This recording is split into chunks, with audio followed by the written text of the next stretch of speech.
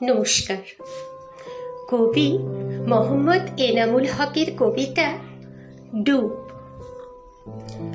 এক ডুবেতে যাব ওপার, আর এক ডুবে এপার, মাঝখানে পদ্ম ফোঁটা, ওটাই শুধু ব্যাপার।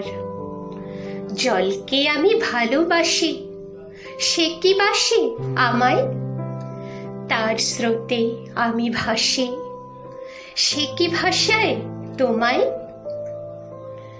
সময় তোমার, গল্প আমার, লিখছি সঙ্গোপনে। ভাবনাগুলো ভিন্ন কেন, ভাবছি মনে মনে। ডুব সাঁতারি পদ্ম তুলে, জলের সাথে খেলা করি।